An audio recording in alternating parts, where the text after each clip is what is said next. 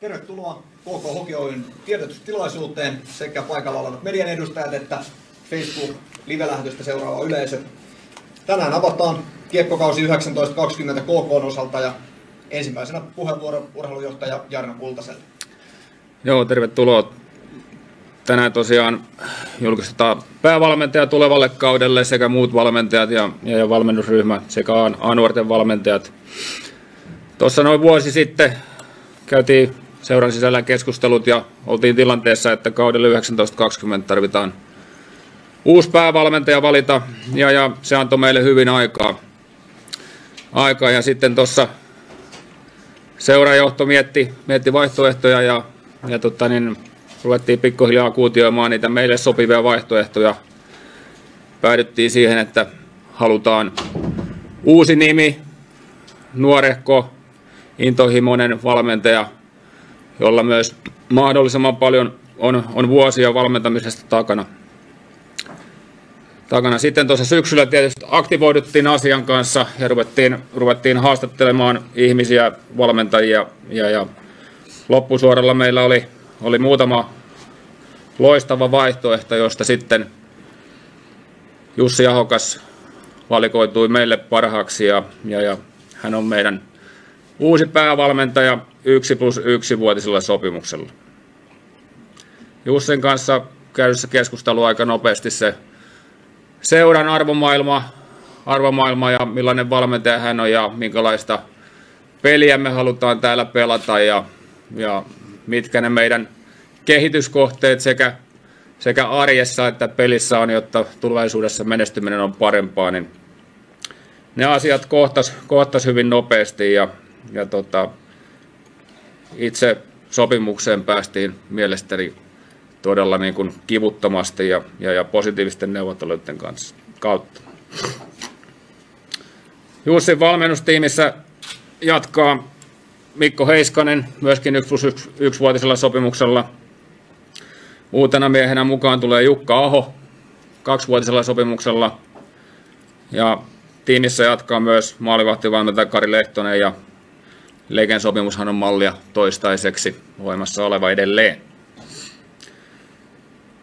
A-nuorten valmennus jatkaa samalla miehityksellä.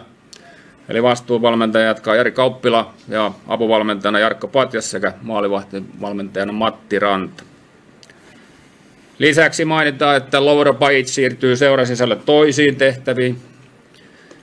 Eli hänestä tulee seuran juniorikiekon kehitysvalmentaja 2-vuotisella sopimuksella vastuualueena valmentajien kehittäminen ja meidän juniorikilpakiekon strategian kehittäminen ja sen valvominen ja seuranta. Kiitos. Kiitos. Sitten siirretään puheenvuoro tuoreelle päävalmentaja Jussi Ahokkaalle. Ole hyvä. Joo, kiitos paljon. Hieno olla täällä paikan päällä ja tosissaan kun alettiin neuvotteluja käymään, niin mä näin itse koin, että tämä KK on niin erittäin hyvä paikka ja täällä on hyvä tehdä nosteja ja isot asiat meidän tulevalle vuodelle tulee olemaan, että me pystytään luomaan semmoinen toimintakulttuuri tänne ja arvomaailma, jotta menestyminen on täällä mahdollista, mutta totta kai se on se päivittäinen arkinen työ, mikä sen tuloksen sitten tekee. Mutta ehdottomasti niin mä näen, että meillä on täällä on hyvä tehdä noste ja nostaa KK seuraavalle tasolle. Muuten sitten taas niin tähän kun tulin ja se totta kai sen jälkeen alettiin kokoamaan valmennustiimiä, niin Heiskasen Mikko, joka olikin täällä jo, niin itselle tuttu jo, kun Mikko oli Keuruulla, opittiin tuntemaan silloin maajoukkueyhteistyön kautta, niin näen hänet erittäin hyvänä parina itselleni. Tuo sama arvomaailma ja erittäin intohimoinen valmentaja ja jolla on hyvä tietämys pelistä. Sitten Aho Jukka tulee nyt ensimmäistä kertaa liigaympyröihin, mutta on tehnyt pitkän uran valmentajana, erittäin kouluttautunut ja ennen kaikkea osaaminen on taitopuolella ja sitten osaa myös hyvin fyysisen harjoittelun puoleen ja ennen kaikkea tulee vastaamaan meillä paljon yksilöiden valmentamista ja myös vastustajan video kautta videovalmentamisesta. Ja sitten totta kai itselle hieno oli tulla tänne, kun tiesi, että Leke on täällä, hoitaa moltsut ja Lekehän tekee vaikka puuhevosesta maalivahin, että se on hieno juttu. Ja ei mitään, innolla ootan, että pääsen töihin ja kaikin puoli hyvällä fiiliksellä. Kiitos. Sitten Mikko Heiskanen, seuraava puheenvuoro. Joo, erittäin hyvät fiilikset on itselläkin, että eka kertaa tällä ryhmällä tuossa noin tunti sitten, puolitoista tuntia sitten nähtiin ja juttu lähti luistaa saman tien. Saman tien, että oli hauskaa tuossa kopissa jo ja kaikki synkkäs, että odotan kyllä innolla ja erittäin hyvillä fiiliksillä tulevaa ja pikkasen tässä huilataan viime kauden, eilen loppuneen kauden hiet pois ja sit kyllä uudella innolla kohti tulevaa ja kohti töitä kiinni, että odotan innolla ja paljon ja erittäin hyvillä fiiliksillä tässä. Nämä on hyviä tyyppejä, hyviä ihmisiä kyllä vierellä ja kaikki me tullaan tekemään, että hommat täällä lähtee uusille sivuille. Kiitos. Kiitos Pene. Sitten Jukka, tervetuloa Kouvolaan. Mitä ajatuksia tulevasta? Kiitoksia. Nimi tuossa tulikin. Oikeastaan kun on nyt tässä, niin tosi iloinen ja onnellinen siitä, että saa olla tässä. Että oma tausta viimeiset 7 vuotta Oulun Kärpissä.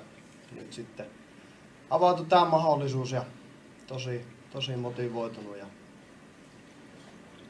odottava fiilis tulevasta. Kiitos.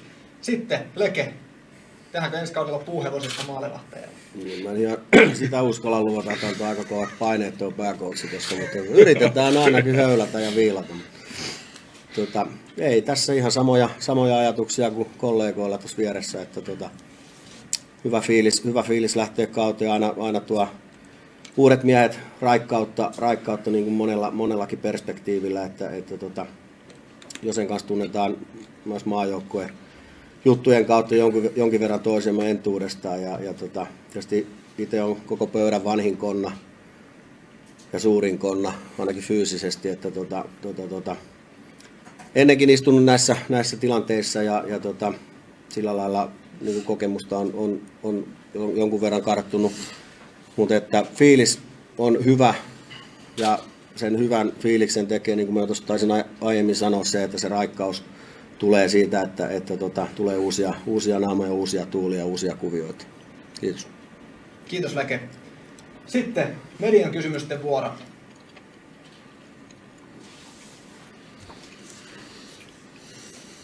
Ole hyvä. Kultsi avasit vähän tuossa sitä aikataulua, että miten neuvotteluja syksyllä käytiin ja näin. Nimihän tosiaan tupsahti joistain lähteistä vissiin lokakuussa. Oliko se niitä aikaa, hommia jo heti maaliin? No kyllä tässä niin kuin isossa kuvassa niin kaikki joukkueet on aika ajoissa näiden asioiden ja valintojen kanssa. Mutta tietysti ne lehtitiedot silloin ei missään nimessä pitänyt paikkaansa. Voitko vähän niitä neuvotteluita tai voiko uusi päävalmentajakin vähän avata niitä neuvotteluja? Tosiaan, minkälaista KK:ta ollaan nyt sitten uuden päävalmentajan alaisuudessa tekemässä? Varmaan jos puhutaan millaista KK:ta, niin ennen kaikkea niin työtä tekevä, rehellinen, intohimoinen, joka päivä jättää kaiken jälleen. Että se on varmaan semmoiset sanat, mitä haetaan ja totta kai pyritään luomaan ja saamaan niin hyvä joukkue kuin jalkeille saadaan joka päivä. Joo, ehkä kun sarjaa pelataan 60 kierrosta, niin sitten sen 60 kierroksen jälkeen ne erot, mitä siellä sarjataulukossa on, niin rakentuu niin kuin tosi pienistä palasista ja monista eri asioista. Ja nähdään, niin kuin, että edelleen sieltä joukkueen arjen laadusta ja meidän pelistä löytyy asioita, mitä me voidaan parantaa.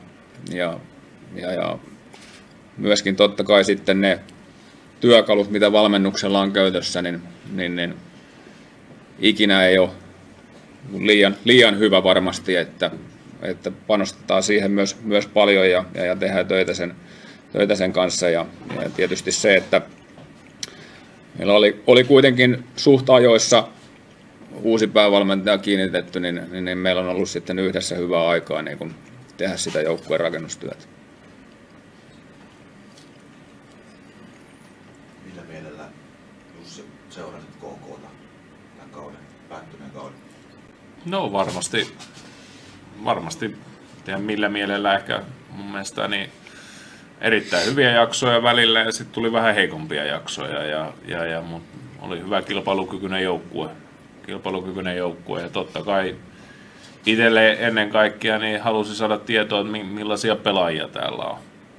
Ja se oli se ehkä, että siinä mielessä, että missä mielessä katoin, niin halusin saada tietoa, että minkä tyylisiä, millaisia pelaajia täällä on. Tietoa tuleva. No entä mitä asioita nyt sitten nimenomaan halutaan parantaa ensi kaudella? No kyllä, meidän pitää pystyä luomaan semmoinen toimintakulttuuri, että täällä on työnteko. En tietenkään ala sanomaan, koska en tiedä, mitä täällä on tapahtunut kunnolla. En ole ollut kopin sisällä, niin ikinä pysty tietämään, mitä on ollut. Mutta kyllä meidän se päivittäinen työ pitää olla erittäin hyvä. Ja sitten kyllä meidän pelaaminen pitää olla erittäin yhtenäinen joukkue, jotta me voidaan pärjätä. Ja siihen käy pelitavat ja kautta myös henkinen puoli, jotta voidaan pärjätä. Et ehkä ne asiat, mutta nythän se alkaa, kun me 15.4. ensimmäisen kerran Osan kanssa kokoonnutaan tänne, niin siitä alkaa se projekti ja joukkueen yhteisen historian luominen kautta yhteisen kulttuurin luominen.